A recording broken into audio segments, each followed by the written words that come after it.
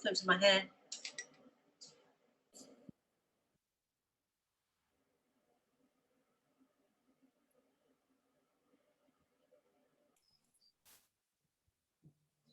There we go.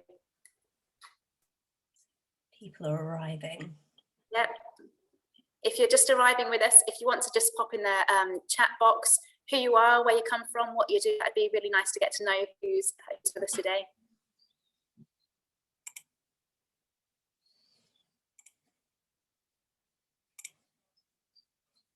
Sound like still a black, don't I? What's your name and where'd you come from? And right there.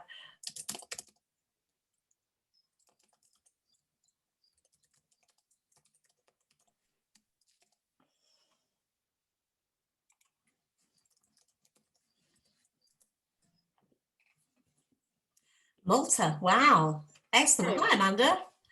Lovely for you to join us. All the way from, I bet it's really hot. Well, I don't know if it's really hot there. Is it as hot as it is here in Jersey? Jersey is boiling at the moment. It's actually far too hot. Is it really hot? Wow. Gosh, imagine being in Malta, eh? Claire, imagine that. Dream. You know, we dream of going, I don't know about you, but I just dream about going places these days and traveling. Well, lovely to have you joining us, Amanda. Anyone else out there? Interested to know what school people are at as well, like which schools. Yeah.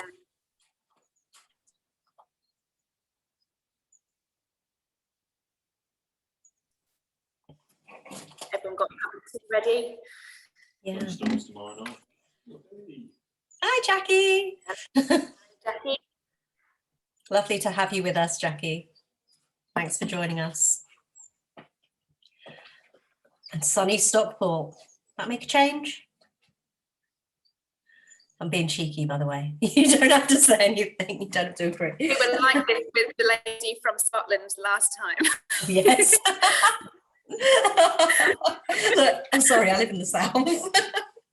It's always sunny. It's always sunny in Jersey. Always. It's not actually at all. It does get very wet. Very often. We're very wet.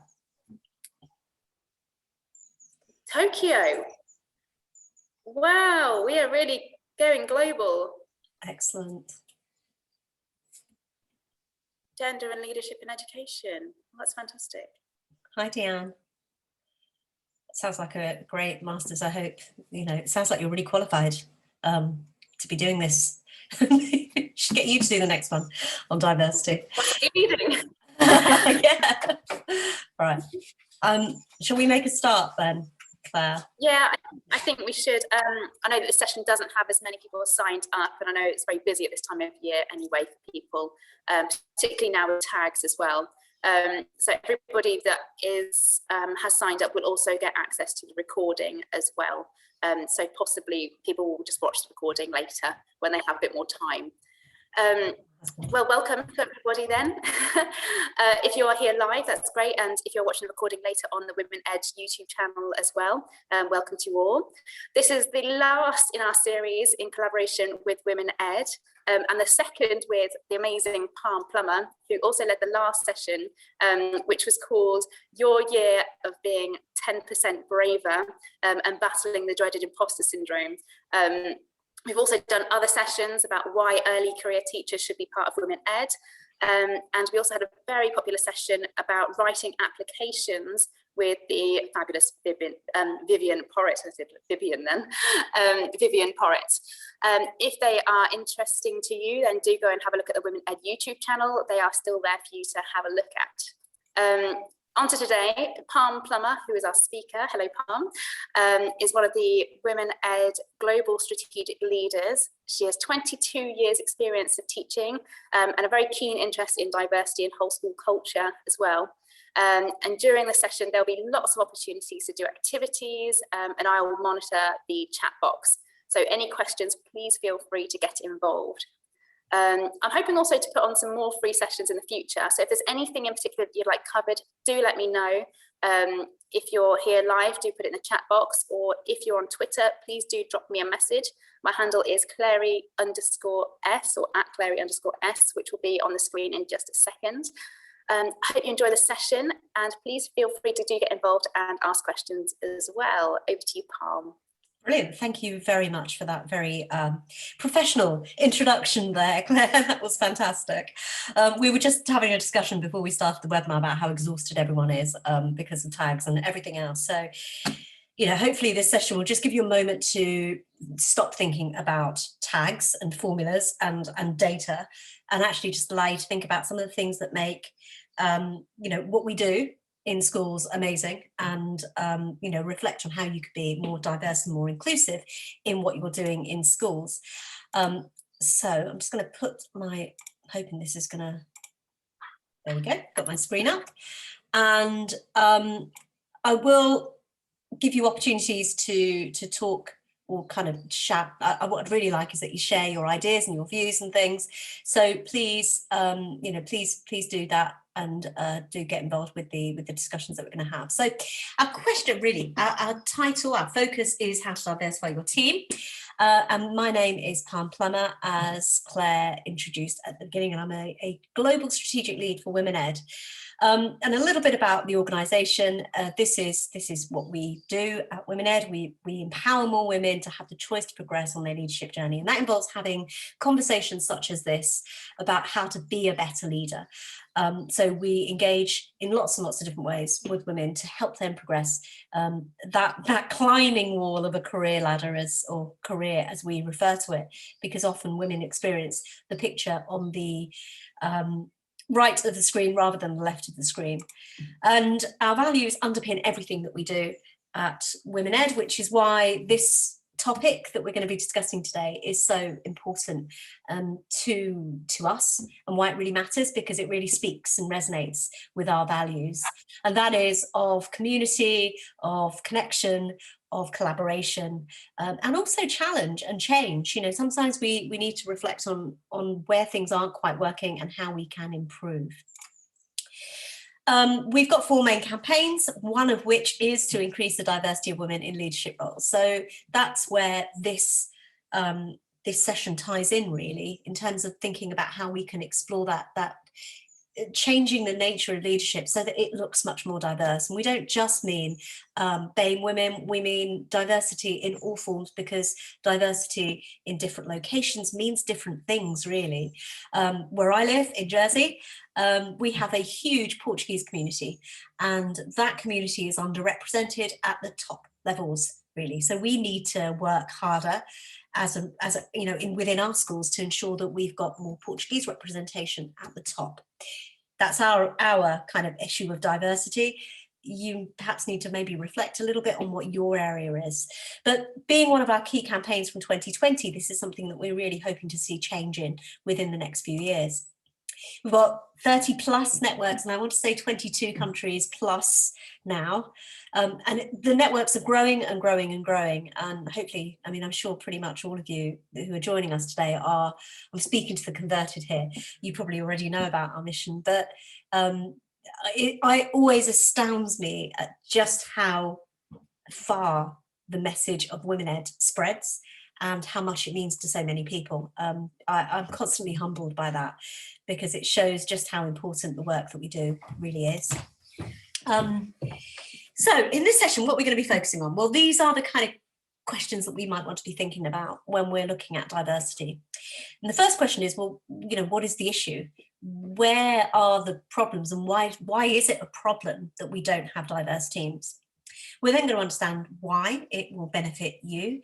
And then, and I imagine those first 2 questions are probably, again, I'm speaking to the converted, because you wouldn't be here at this session if you didn't believe there was actual real merit in changing things and working to create a more diverse workforce. However, exploring those and being clear about what those barriers are enable you to have those conversations at work, have those conversations with leadership teams, and encourage others to explore that issue of diversity. We're also going to establish how we can disrupt to create, I love that word, to create a more diverse team. And I think that kind of really sums it up. Sometimes we do need to be have difficult conversations. We do need to be disruptive in the way that we approach things, because the only way, in some cases, you're going to be able to get those diverse teams is through changing the status quo, doing something different. And we'll explore what some of those things are. And then finally, consider the what next. I think this is a really, really crucial point that sometimes is overlooked when we talk about diversity in, in workforces and work teams. We talk about how they get there, but what we don't do is actually talk about, well, how do you retain those staff? Because a lot of the research so far is pointing to the fact that diversity, you may have a range of diverse teachers, but they're not necessarily staying put, they're not retained. And understanding what responsibility employers have to ensure that diversity is, it feels comfortable to be in a place, that's really important, and that is just part of this as well. So our first question is this really, it's thinking about what the problem is, because in and of itself you could argue, well, do we need to have diverse teams? Do we really need to have a diverse workforce? What difference does it make in the big scheme of things? Well, the data certainly reflects that there are shifting changes. We know that about a third of primary schools in the UK, England and Wales, actually, the data for the DFE states. So we've got 30-odd% primary schools, 30-odd% of secondary schools, where those students are from different backgrounds. Those are BAME backgrounds. That doesn't take into account all the other backgrounds that you could potentially have. So students that do not identify as white British, it's about a third in secondary schools and in primary schools. Now, those young people, if they can't see people like them, they aren't going to be able to aspire. They're not going to necessarily see themselves in these roles.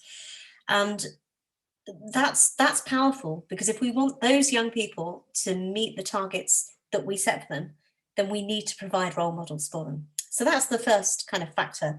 The second factor, of course, is something that's well documented within Women Ed, is that shift in demographics that we've got in education. We have a female-dominated workforce and a male-dominated leadership tier. And in the UK, the latest statistics, about 75%, they're roughly around about this, they stay pretty consistent. It's about 75% female-dominated workforce. And yet when it gets to leadership levels, particularly in secondary schools, we have a real shortage of female leaders in secondary schools. Primary schools, it's slightly better, but it's still not equivalent to the levels of women within the workforce.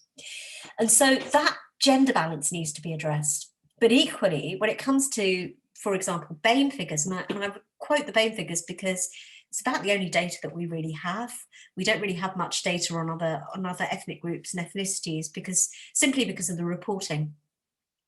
But for BAME teachers, I think it's something like 90, I want to say 92% of head teachers are white and white British, and deputy head teachers, it's about 87% are white British. So we've got a real concentration of kind of people that look the same at the top levels within education. And yet we've got a fairly balanced school kind of body, and certainly a female dominated workforce. So there are shifts that need to happen really in order to create a more equitable education system and workforce. And those barriers, these barriers that we've referred to, that we're talking about here, are quite serious, because there are challenges for people from different diverse backgrounds in terms of, first of all, things like unconscious bias. We talk about that a lot. It's a challenge for them, it's a barrier they encounter whenever they come into a job situation. So how do people address those unconscious biases in order to allow these people to have fair and equitable recruitment to positions of power or responsibility? Other barriers include issues with the gender pay gap, which we'll talk about as well. We also know that there are barriers to diverse people, you know, even things like social, cultural, ethnic background, that can make a big difference to your progression through education, and not only that, but also into the workforce. One example of that is that those people who from a specific background, let's take a BAME background, for example, they tend to go predominantly to universities that we would perhaps describe as red brick universities, town-based universities. And largely that's because of cultural issues where they don't necessarily want to travel away from home, family pressures on them to remain close to home, feeling more comfortable in a more diverse area, and that will tend to be in a university within a city. They tend to go from that issue there, where from that point onwards, really, that's on their, you know, they're not going to Oxford, they're not going to Cambridge, so they're not getting the jobs that are associated with those positions. And that's a kind of systemic problem that exists for those people right from the very start. Add into that things like unconscious bias, add into that racism, add into that stereotyping, and we've got all these barriers that exist for people to get into these positions. And if we really are serious about diversifying our teams, then we need to explore those barriers. We need to overcome what those barriers, and think about how we ensure that those barriers are removed so that people can have equitable access to those top positions. So I've got a question for you now, and I might have to stop sharing here or do something, but my question is, what do you see when you look around your organization? So what I want you to imagine is just kind of take a, you know, you're part of that organization. What is it you see when you look around your staff room, your workplace, your organization? Pop that into the chat, any responses to that, and maybe Claire can pick up on some of those. Thank you, Claire. For example, I'll give you an example of what I see when I walk into mine. I see very few people like me. The only people who look like me are the cleaners and the catering staff. That's pretty much it, and they're Portuguese as well. I look around the students, I see a few students who look a bit like me. I'm at an all boys school, so I see a very masculine environment. That's kind of what I see when I look around me. That's the same at our school, Parm. I've just popped in the chat box that the teachers at my school are mostly white British, and the only sort of ethnic minority representation that we have, there are a handful of staff, teaching staff, but mostly, like you say, cleaners or the kitchen staff. And does that reflect the student body? Not at all, no, not at all. So having, you know, that in itself, just that reflection, it can be so powerful in actually identifying some of the challenges that those young people face if they can't look up and see people who look like them. They miss out on that opportunity. I can't see my chat at the moment, so there's nothing through. It's only my comment on that at the moment. I think we've only got a handful of sort of live participants. Okay. Right. So let's move on then. And the next question, I suppose, is why does it matter? Why do we need to make a difference? What difference will it make to your organisation if you change things and if you make them better? And there's lots and lots of evidence that suggests that diverse teams do better and that they perform better. For a start, improved decision making. In Matthew Syed's book, I haven't got it, I was just looking around for it, but Matthew Syed's book, Rebel Ideas, which is brilliant. If you haven't read it, I'd strongly recommend you read it if this is something that you're interested in exploring. And in that book, he talks about 9/11 and how, you know, this is something that was so monstrous, so unnatural, so kind of challenging to people's perceptions. I mean, I don't know about you, but I recall it so vividly. I was teaching at the time, and I remember someone calling us in, and we all crowded around those, you know, those old TVs that used to wheel in on there, like those really big ones that were like about 10 stone. And we watched this, and we watched it unfold at about 3 o'clock, and just could not believe that this was happening. But what Matthew Syed says is that actually there were plenty of indicators that would have suggested that people would have picked them up. The CIA should have known something was happening. But the reason they missed it was because of the way that they recruit. And they recruited people that were like them. They choose from the same pot every year. They recruit from the same category of white male, successful graduates, degree, qualified, etc. People, Harvard, Princeton, top universities, Yale. And so everyone thinks the same. And there's no one who thinks outside the box, who thinks differently, who challenges those perceptions. And if they had somebody from the Muslim community in the CIA working with them, they would have spotted some of the kind of indicators that would have shown that this was being planned. And they didn't. So having a more diverse team actually gives you more perspective. It allows you to explore things from different perspectives. It allows you to see different ways of thinking. And that's only a good thing, because sometimes we can get very much into groupthink. We think all the same things, so we start to confirm all the same things, and we never really challenge that. We never really go beyond that in terms of thinking what else could happen. Diverse teams are also, obviously, we've talked about young people being able to witness diverse teams. A researcher will refer to this as co-identification. The idea that if you see someone who is in that position, you can affiliate yourself with them. And they create a loyalty. Sometimes you'll see it in schools where you have a high proportion or very few ethnic minorities. Those ethnic minorities will become friends purely because they co-identify. They recognize those things within each other. And that co-identification for a student looking up to a teacher is really, really powerful. And that isn't only ethnic minorities, but it's also for women as well. For a girl looking up to a female head teacher, for example, that's really powerful. They're seeing themselves in that position, and that can make a big difference to the direction their lives go. And one example of this, of course, this is quite a famous example was Michelle Obama's visit to a school in North London, Elizabeth Garrett Anderson School in North London.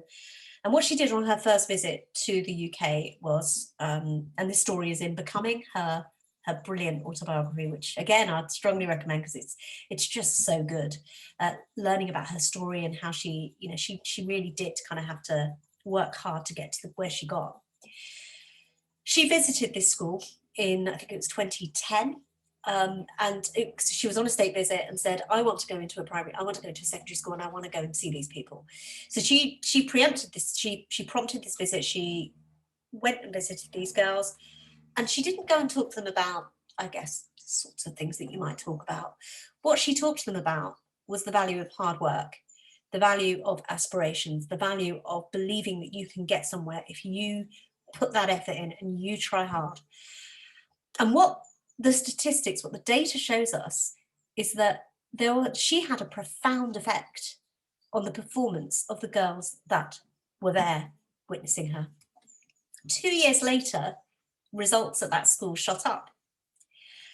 And you could argue that, yeah, there was a kind of cumulative effect, things were improving anyway. Yes, to some extent that is the case. There was a gradual improvement, but nothing like the spike that they witnessed in 2012. So 2 years after Michelle Obama had been there. What was most interesting, though, was that when you drill down into the data, you found that actually the percentage of the highest grades increased significantly. So for the young girls that saw Michelle Obama that day, that heard her speak, that listened to her story, that listened to her message about her being just like them, that resonated and it made a difference to them. It made them work hard to achieve those goals. So that co-identification was really kind of witnessed here with Michelle Obama. So it matters. It really matters, and it matters tangibly in terms of results. So another question for you, I'm going to throw out to the chat. Maybe we'll have a bit more luck. What difference would more diversity make to your organisation? So it's a question for you just to ponder over, really. You know, how would it change things if you had a more diverse organisation. Would it make it better? Would it make it worse? What are the challenges that you would have to overcome?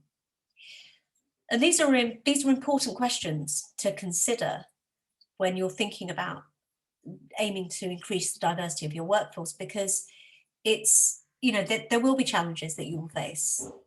One of the things that I mentioned before, that I work in a boys' school, and we've experienced a lot of change over the last year in terms of diversity and inclusion. And I think naturally, because there's often a rebound, there is a kickback from some of the boys. The boys have struggled with this change. They have struggled to understand it. And the challenge for us is articulating it so that they do understand it. So any thoughts there from anyone? Claire, have you got any comments, or what are your thoughts on that question? I've got to say, my thoughts are, you're absolutely right there. I think it's so important to have the student population represented in the staff, and that's something that definitely at my school there is not currently a balance there. My students, like you said, can co-identify with staff. That's a really big issue for us at our school, I think. In Milton Keynes, the population is incredibly diverse, and we've got lots and lots of different cultures as part of the student body, and that is not represented in the staff at all, which is quite disappointing at the moment, but hopefully that's going to change moving forward. A comment from, sorry, go on. I was going to say, so what difference would it make if you changed it, if it was more diverse? Well, like you said, the fact that students had, when someone came to them and said, I am just like you, it's about working hard and things like that, and the difference that made, I think students being able to co-identify with the staff members would make them realise that they have a much, much higher potential than they possibly currently think of themselves, which would just be great, wouldn't it? Definitely. There is a comment, and the name has just disappeared. I don't know where it's gone, but I think it was Katie or Kate. And it says here, getting pushback while seeking diversity, and didn't see that as a possibility. So the pushback while you're trying to achieve diversity. Yeah, definitely. That's the challenge that we've faced as well in our organisation, which, you don't expect. You think everyone's going to embrace it, because you think, again, this is about our group think, isn't it? We think everyone thinks like us. So we think everyone wants to be diverse and be more inclusive. Of course you would. Why would you not? But I think the challenge is actually the people that felt very comfortable, and now they're not so comfortable. And that's quite difficult to cope with. That needs a conversation, and it needs an open and robust conversation, because it's hard to go from a position where you felt, there is a status quo, there is a system, and you're at the top of it, and suddenly you're not, or suddenly you have to share that space with others. And that can be quite discombobulating, I think. One way that we've addressed it is to kind of, I guess, we have faced it head on. We've had those conversations. We've surveyed students. We've talked about the results of that. We fed them back very starkly, and they weren't quite stark, actually. We've got a British white dominated school. That is what it is. But yet, lots and lots of boys feel very uncomfortable within that environment because it's not inclusive. So having that data from discussing it with the students, talking to students and getting their responses actually can help. Equally with staff, one strategy that might help you come to diversity in a different way is to mask it by talking about something else. You could talk about well-being, for example, because ultimately well-being is about diversity and inclusion. So you could launch a well-being working party and actually explore that issue, because what often comes out of well-being discussions is the issue of people not feeling included and not feeling part of something. Equally, we launched a collaboration with somebody else, and we talked about leadership and actually presenting different forms of leadership. We have a challenge because every time they have a prize giving, the only people up on the stage, the only people getting prize are white males. And that's it. They're old white men sitting up on the stage. We never have women up there. And so we need to change the perception of leaders and what leaders look like.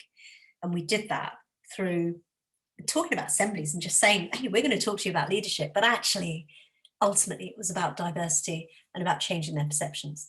So thinking about, I mean, pushback is quite a challenge, really, but there are creative ways that you can come around it. And I think crucially, it's about language and thinking about how you deliver that. There's another comment just come in, Parm, Yep. and that was the challenges could be lack of diversity applying for SLT roles. Professional development needs to ensure internal candidates can be grown within the organisation as well. Yeah, definitely, and that is often, you know, one of the things I'm going to come to a bit later when we talk about that. But many BAME leaders, or certainly looking at the BAME evidence, that they feel that they are stuck in middle leaders roles, and women also feel the same, actually, that there's no progression route for them.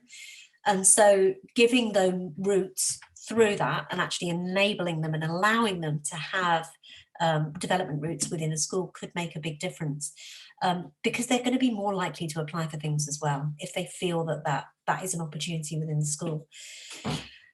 Okay, so the question is, what can we do about it? What can we actually do that might make a difference? And I offer some suggestions here. These are not what's the word? They're not, you know, for all of them. They're suggestions, and they're certainly open for discussion and conversation. But they're things that I've seen that have been highly effective, and it's all about the way that we recruit, but also about what we do when people actually get into post as well. So the first thing that certainly has been a key feature of Women Ed for a long time is talking about positive recruitment. And, you know, if we start to use language that actually shows we want to recruit diverse teams, then we're more likely to get it. One example of that, one example of all of this, actually, certainly the first 2 points here, is the digital parliamentary team. I guess that's probably what they were called. So it's a Parliament's digital team. They do all the IT and stuff at Parliament. And as you can imagine, a department like that in Parliament, which is male dominated anyway, is going to be heavily male, isn't it? IT is traditionally seen as a male route. Therefore, you're probably going to get a pipeline of boys. And then you're also going to get the added kind of, I guess, issue of the fact that it's Parliament, which is seen to be male as well.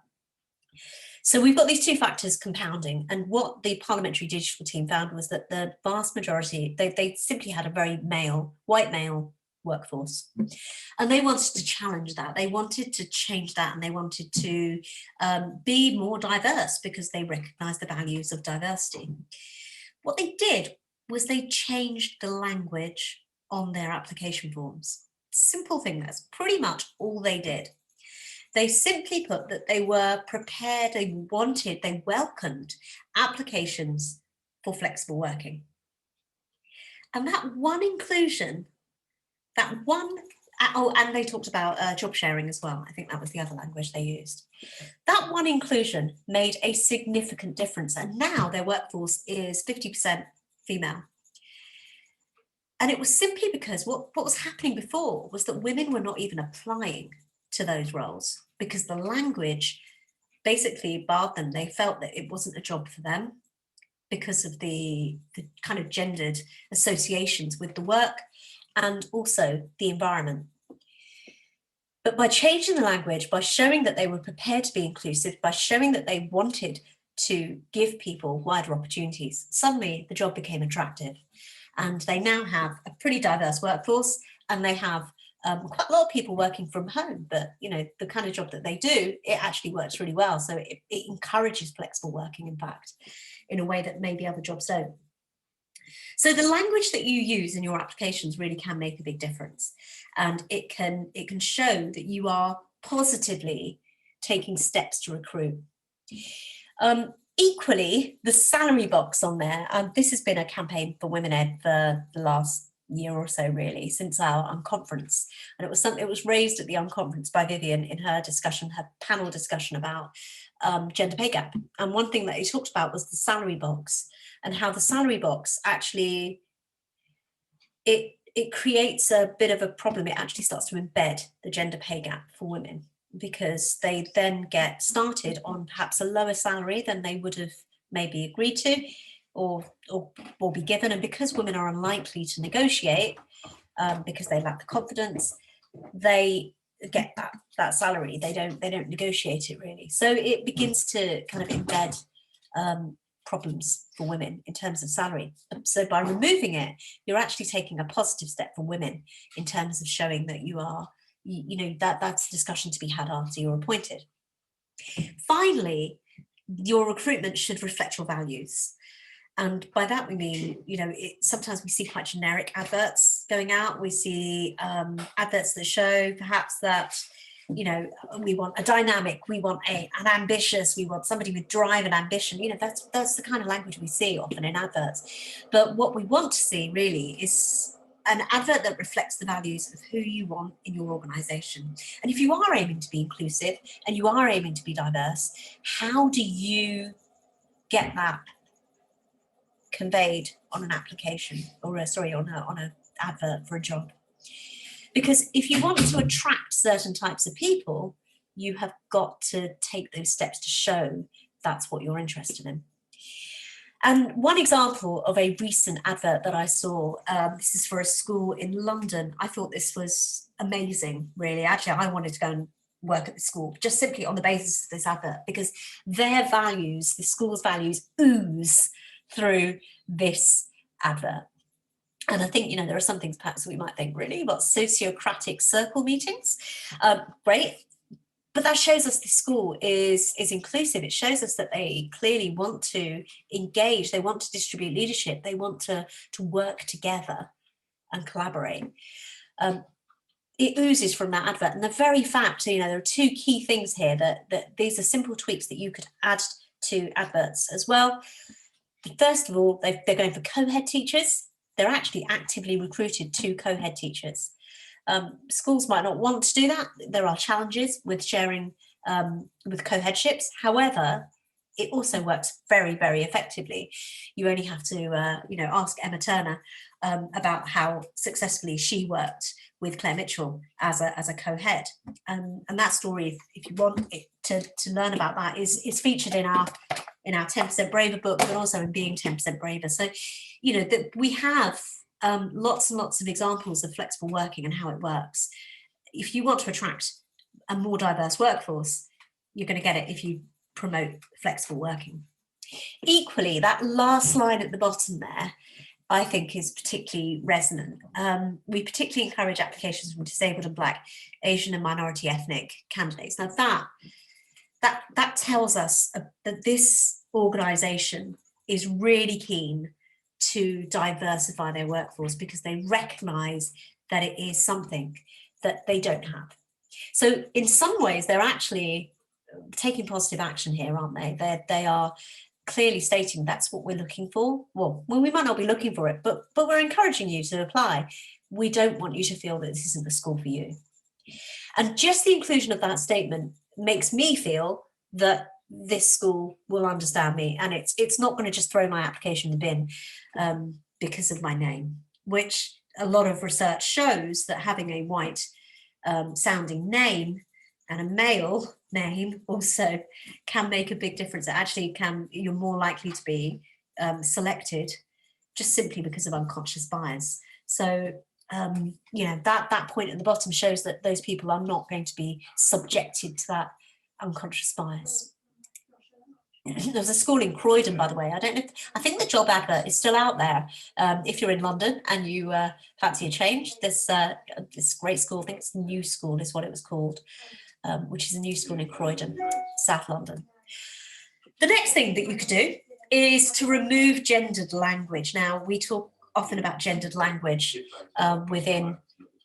Sorry, my husband is having a conversation behind me with my son, so apologies if you can hear him in the background.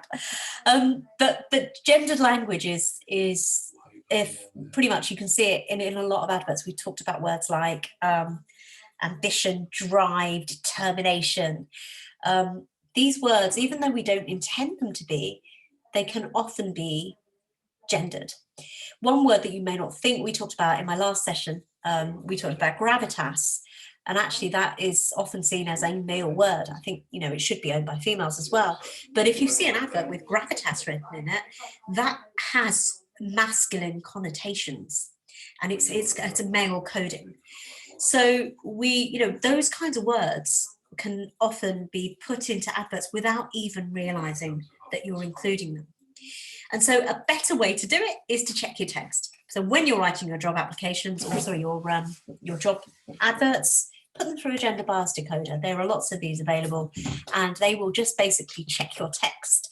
Have a go at one, and just put in an advert and see what you come up with, because I think it's quite fascinating. Words that you just have never even thought about can sometimes sound, they may sound perfectly fine and perfectly neutral, but actually they're not. And I talked about drive, ambition, didn't I? They're often quite masculine words. Not necessarily for females. Not that women don't have drive and ambition, it's just that it's kind of male coding. So like I said, these things are openly available for everyone, and will help you to pick up on some of those biases, those cognitive biases that we're not even conscious of.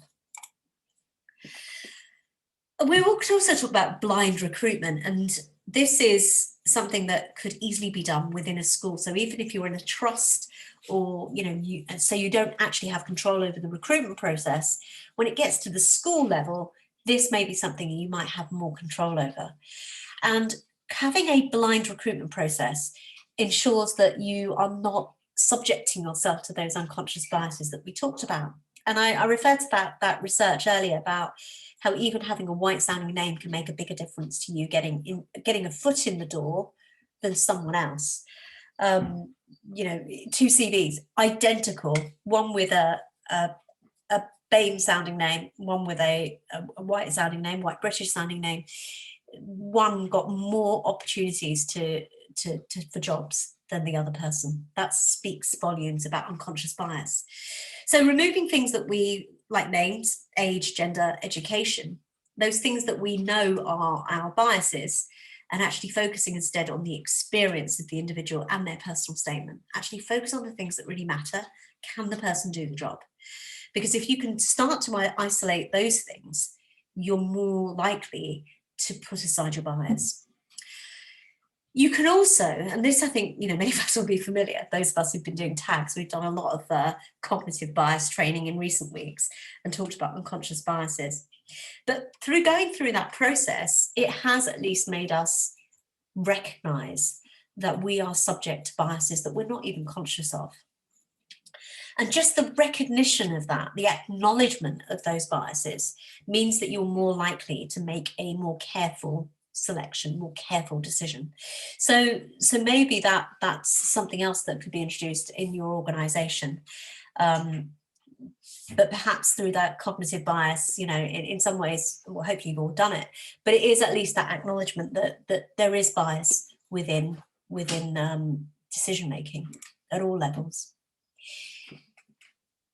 This point about questions is also interesting, and it's one I hadn't even really thought about before I'd actually started to research this topic.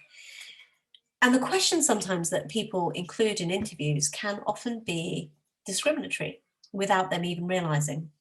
So, for example, one example that is given is, for example, asking about football or talking about a sport-related thing. It could exclude somebody right from the very start. Talking about cultural assumptions or making cultural assumptions in your questions. So thinking very carefully about the questions that you ask can mean that you don't exclude people from the process or make them feel that it's not an environment where you are welcome.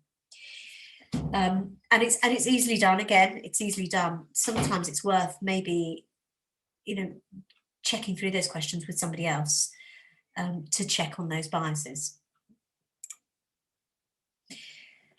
So beyond the recruitment process, we've got other aspects that we can consider to help diversify teams. And one of those, I've talked about white sanction. This is a phrase that is becoming increasingly common.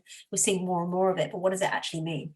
Well, it's about actually getting the support of white men to encourage that diversity that is necessary, because they are the power holders, they are the gatekeepers at the moment.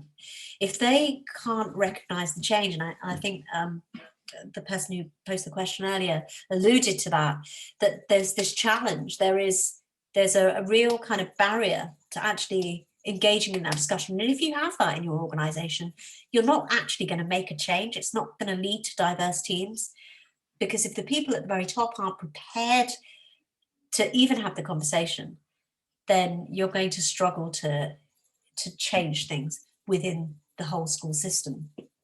So getting their support is crucial. Actually explaining the reasons for diversity, explaining the articulating what difference it would make, how it would improve your school, is really crucial to getting their support. And also encouraging them in everything that they do as a school, as a leadership team, as everything really. It's about promoting and using language that shows that you are not only recruiting diversity, but you welcome people from all backgrounds, from all societies, all environments. And that can even be in staff briefings. It can be in the language you use in letters that go home, for example. One example of that is newsletters.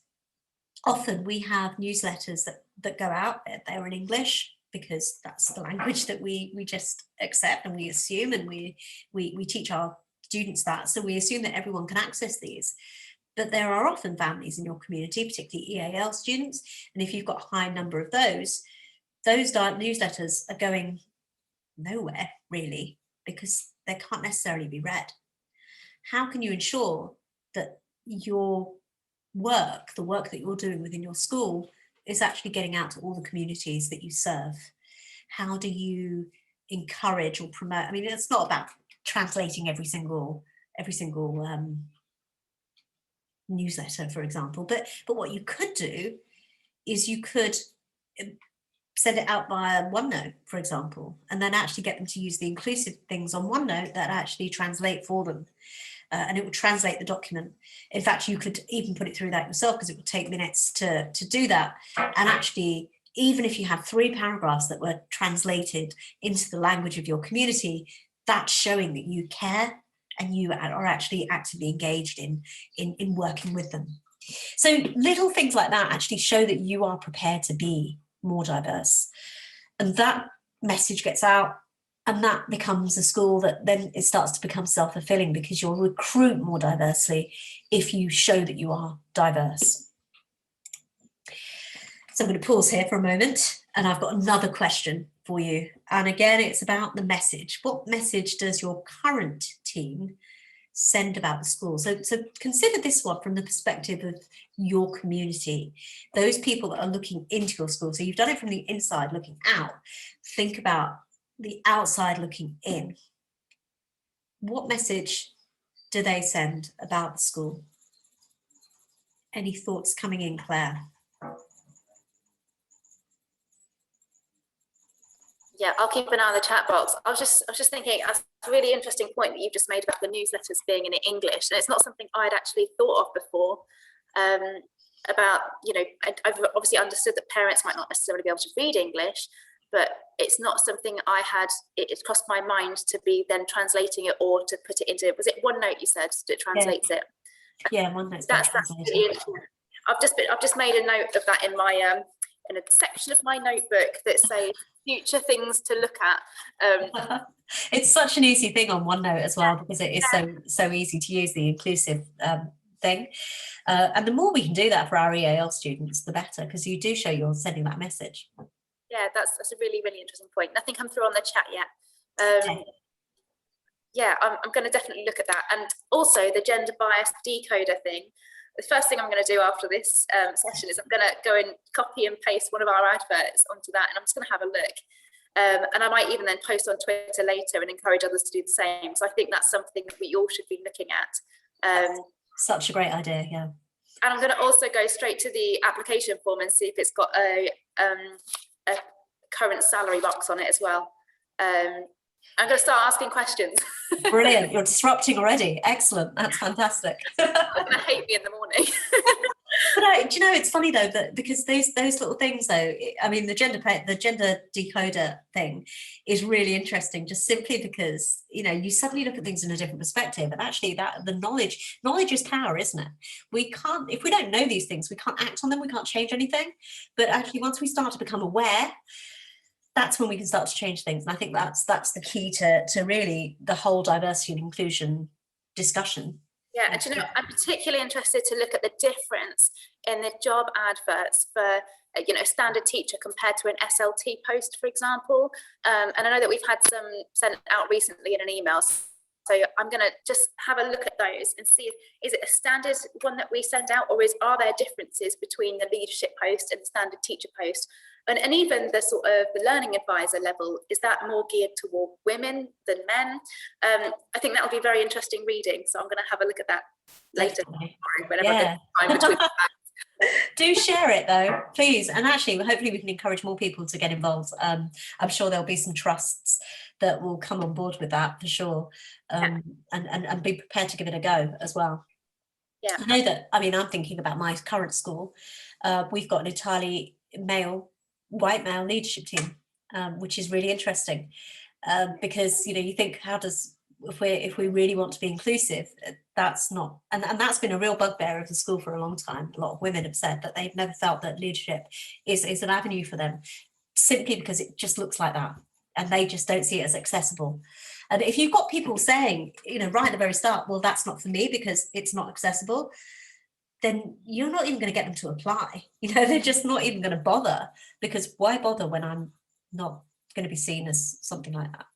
So that kind of image is really important. Equally, look, kind of, you know, society looking in is also really important. If you've got families from different backgrounds, you know, how do they feel about coming into the school? How do they feel about actually, you know, being part of a school that looks different and doesn't welcome them? Yeah, and looking at open days as well, when you walk around and, you know, 90% of the staff is sort of white British, that must be really interesting for somebody from, you know, particularly in Milton Keynes, incredibly diverse, for prospective students to come in and walk around and see just white British staff. Well, it's not just white British, but the majority of, that'd be really interesting. I mean, it's probably not something that I think much about, because they're so used to it. I think the pupils are so used to it. You know, that's always what they've experienced largely. But when you do get someone who is from a different background, they stand out. Yeah. And I think that's the key thing, is that they notice somebody different rather than kind of feeling that difference all the time. Because I didn't question it when I was young. I just noticed the people that weren't. If that makes sense. Okay, so let's move on then, because we've talked a little bit about what we do to recruit more diverse teams and how we can diversify our teams. But then there's this question, and I think that this is perhaps the most powerful bit of D&I work that we need to do in schools. It's what we don't do enough of at the moment. And that's making people from these diverse backgrounds, once you've got that diverse team, how do you keep them there? How do you retain those staff? Because it's all very well changing your recruitment practices and bringing those people into your team and saying you want a diverse team. But if you don't actually change anything when they get there, those people are going to feel excluded, and they are going to start to look elsewhere. And that could potentially mean that you lose really good, high quality staff. So how can you do this? Create an environment that supports diversity. What is it that you need to do that's going to create an environment that speaks to everyone? And I think there are a number of different factors here that we're beginning to explore in schools, which is great. It's great that these conversations are now taking place. And in many schools, you know, they're appointing diversity and inclusion staff, actual leaders of that, which is excellent. That's showing a real commitment, isn't it, to diversity and inclusion within the school.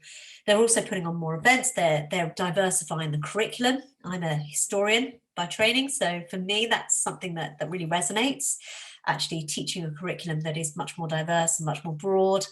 I know that it connects with some of my students, and I know that when I was a student, visiting, my first experience, and this is strange because we learned about India, but where I really connected with the past was when I went and looked at a First World War grave.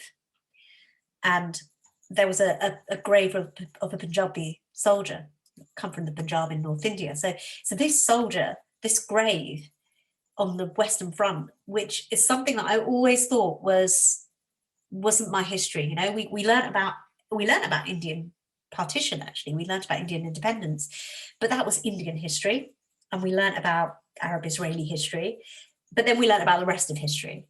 And so they were kind of almost separate topics, if you like. They were kind of compartmentalized. But to have that image of that gravestone, that connected me suddenly to all the rest of the history that I've been studying. And it hadn't even been, it hadn't occurred to me that people like me were part of that. So that diversification of the curriculum is actually really powerful in terms of making people feel that they're part of something. But what we can do are these sorts of things, okay? We can first of all talk about the gender pay gap and actually start to talk about it and discuss it and think about how it can be overcome. The gender pay gap exists, and it's a challenge. It's a challenge for women. It's a challenge for your teams, and it's actually going to be a challenge for women applying for those positions. If they particularly see in a trust that gender pay gap is high, they're going to think that means those leadership positions aren't for me. So you can ask your teachers to get involved with that discussion. Actually ask people within the community, form working parties to address some of the challenges of diversity and inclusion, because those conversations, those powerful conversations at the bottom will create the momentum for change. And that's going to be really crucial. And then you can also, as I said at the bottom there, get staff to think about how they can overcome these challenges. How do you support the recruitment of diverse staff? How do you ensure that when you've got them there, they feel comfortable? How do you ensure that they feel included in the environment that you're in? Is it an environment where every member of the community actually is involved in the work of the school? Do you have school improvement groups, for example, where everyone works on the school together? That's a real powerful way of getting every single level of your organisation involved, but also through creating more diverse groups and therefore getting more diverse opinions, making better decisions. And this is my question, final question: how can you make your work environment work for everyone? There's a question there, a little challenge to think about. How can we make the environment of our schools, of our organisations? We think, we put up lots of rainbow pictures and we think that's great, that's it, we've done our bit. We fly a pride flag in June. Is that really making it inclusive? Is that really making a difference to people on a day-to-day basis? How do you really make that work environment for everyone, an inclusive place for all? And that's a challenging question, because it can often sometimes mean, I know from my perspective, my school, there's some serious work that we've got to do. There's some hard work, hard graft to bring about change that's going to make an inclusive environment. We've got to change pretty much everything that's up in the school, because our entrance hall is full of shields and it's all black and dark and there's wards everywhere and it's all quite masculine. We need to lighten that. We need to change it so that everyone feels that they're part of it. It's not just about sport. That's the challenge that we face. So that's just a question for you to reflect on, and maybe want to take that to your schools or to reflect on for yourself. What is it about your work environment that needs to change, that needs to shift, that needs to be disrupted in order for everyone to feel that they are part of that community, that they can walk into that school and it speaks to them and it resonates with them. And that's sometimes, like I said, that's not always easy. And sometimes you might have to engage other people in that conversation, because we can't always see, again, it comes back to those unconscious biases. We're not always conscious of what it is that isn't working. And I had a really interesting conversation on Friday about this with another colleague. And he said he's a sports teacher at the school, has been there all his life. I think he went to the school as well. Had never occurred to him that the entrance to the school looked like that it was so kind of, targeted a specific group. And he was actually really grateful that had been pointed out, and said, thank you for making me change my perspective and making me look at it that way. I had never thought about it. So sometimes we need to kind of get others to help us to see things differently. Hence why diverse teams make a better school and make a better organisation. So finally, these are some of the things that you can do to ensure that your workplace is inclusive once you get people there. And first of all, you can celebrate the differences, actually recognise that we're different, but also celebrate it. It's important that we have differences. We're not all the same. And that's what makes life so rich and wonderful. But let's talk about it. Let's make more of it. Let's celebrate Eid. Let's talk about Diwali. And then primary schools get that right. I think they do that much better than secondary schools. Because when we get to secondary school, we seem to be kind of limited a little bit, maybe by the curriculum, by the topics that we teach, by our subjects. But actually, why can't we talk about these things? We can certainly do it in assemblies, and we can certainly start to engage in that kind of more multicultural, rich, diverse world that we live in through those more kind of interactive spiritual sessions. And maybe that's the opportunity to do it. You can also encourage networks and membership of networks. And networks are really powerful for people from different backgrounds, and particularly for women, because what they do is they give them a group that they can identify with, and they can also give them support. And sometimes networks in school, like if you think about talk about the old boy network, those things don't work for women, they don't work for people from different backgrounds. And the reason they don't work is because, going to the pub on a Friday night is all very well, but that's quite exclusive. If you're a Muslim, you don't drink. That's not going to be for you. Equally, if you're a parent and you have to be at home, you're not going to be able to go to the pub on a Friday night. And those conversations that take place in the pub on a Friday night are actually kind of really important. Sometimes they can actually have an impact because people get to know each other better, and therefore they make those connections, they make those friendships, and then that often means that they're kind of considered when it comes to jobs and applications. The people that don't go to those things, they miss out. So encourage membership of networks that go beyond school. Okay, create networks within your school if you've got people that are looking at diversity and inclusion, but also encourage membership of Women Ed, which of course is a great network of bringing people together, but also the Chartered College. It's another network that will that promotes diversity, and it has a diversity working party, so it's something that they're working on as well. The next point is an interesting point, but it's also one that we perhaps overlook, and things are done often not for they're done for the right reasons, but they have the wrong outcomes. And one thing that many BAME people particularly say is that they don't want to necessarily be grouped together with people. They don't want to be, somebody joins the organisation and they're a BAME person, let's take that as an example. They'll go hunt out the other BAME person and say, oh, you can be the mentor of this person, because obviously you're going to connect. Well, for a start, they might not. Just because they have the same skin color, they might be completely different in terms of, for example, South Indian and Pakistani. Those won't necessarily have those same cultural associations as each other. They speak different languages, for example. So they're not necessarily the same, but equally, this puts pressure on the individual that's within the organisation. And actually they then have to, it's like they kind of got this burden of responsibility to be the BAME representative. And that isn't necessarily what they want. So don't just make the assumption that pairing somebody up with someone who is of a similar background is necessarily going to work. Equally, women coming into an organisation, I mean, obviously it's slightly different with more women, but you don't want to, oh, they're a female leader, I'm going to pair them up with another female leader. It might work, but why? Ultimately, we're just leaders, so just get another leader and have a mentor that's a leader. So be conscious of that and be careful not to just simply group people together because they look the same. And finally, that point about social situations kind of links back to the networks point. When you have social events, do they exclude people? Do you have a range of social events that allow people to, for example, drinking?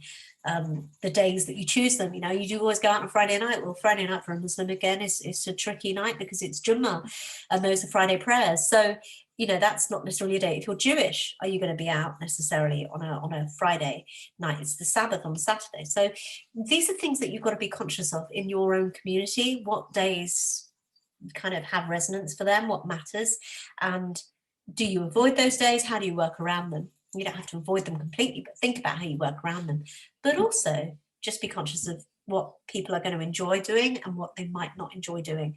And if all your events take place around food, or maybe, and you've got a Jewish community, you've got a kosher individual in the school, the person who only eats kosher, they're not going to necessarily want to go to a restaurant and eat a meal in a place that they're unfamiliar with. So be conscious of all of these things, because they can make a big difference to an individual feeling like they are part of an organization and that they're considered. And it's hard work to actually kind of, consider all of this, but someone should, because if we want people to remain, what the evidence shows us is that there are a lot of, particularly with BAME, because again, I'll go back to the fact that data doesn't tell us everything, but for BAME teachers, the concentration of BAME teachers tends to be in urban areas, because that's again, it comes back to universities and where they feel more comfortable. And they might not feel comfortable in a rural school because they will tend to be more white British. So you end up perpetuating that division. So the BAME teachers that we have it currently within education are concentrated in urban areas and city schools, but they don't remain necessarily. Retention is quite hard of those teachers, and the reason it's hard and difficult is because they reach this ladder, they hit this career ceiling, if you like. Samina Chowdhury refers to it as a concrete ceiling for women, BAME women, when you've got that intersectionality of being not only a member of the BAME community, but also on top of that, you've got women being a female, and it's effectively a concrete ceiling for them at a certain point. They can't progress beyond a certain point. And that just leads to frustration. It leads to resentment in some cases. It also leads to them leaving. So because they look for opportunities, they'll go to schools where they feel that they are more welcome. So potentially in the long term, actually thinking about how you can be more inclusive as a workplace will make a bigger difference to creating a diverse team, because the message will get out that you are diverse. That will be evidence on your websites. And think about your website, think about what messages your website shares and tells people about diversity and inclusion in your school. It's quite fascinating to actually just reflect on that when you're looking at it. All of that will make a difference. All of that will lead to more diverse teams, and hopefully you'll be able to recruit that way and find those teams that you want. So some of the books that I refer to, I would recommend that you have a look at if this is something you're interested in learning more about and finding out a little bit more about, are these books. I refer to Rebel Ideas. Rebel Ideas is brilliant. If you really want to find a tangible argument, an argument that you can take to your SLT about why you need to do more diversity work, and whoever it was that put the chat message earlier, read that book, and actually you'll have all your arguments laid fair and square out in that book alone. June Sarpon's book is really interesting as well. It's certainly well worth a read, because it talks about lots and lots of different forms of diversity and how kind of isolated these groups feel.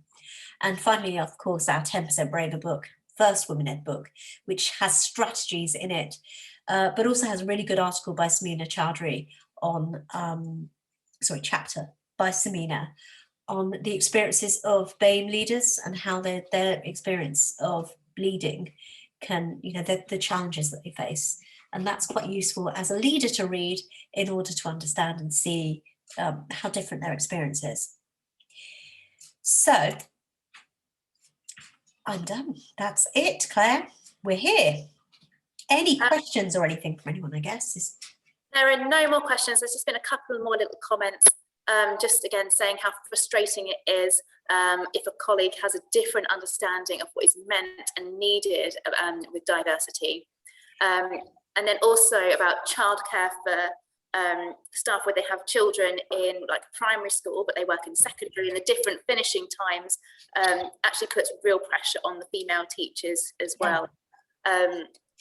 But we are quite over time now, so we'll wrap it up. I just want to say a really, really big thank you to Parm for that session. There's certainly lots for us all to be going away and thinking about, but also acting on. You know, with the gender bias decoder, that's something that we can all do very, very easily, as well as that salary box on the application form. These are very, very small things that we can change that will make a big difference, as well as everything else you've said.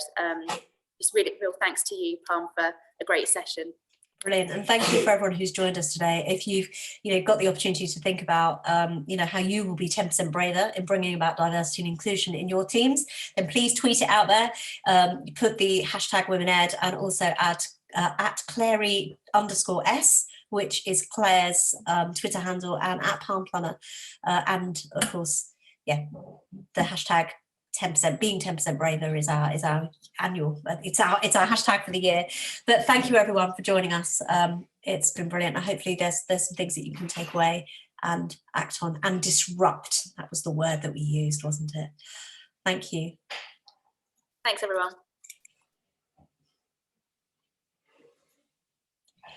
Right, and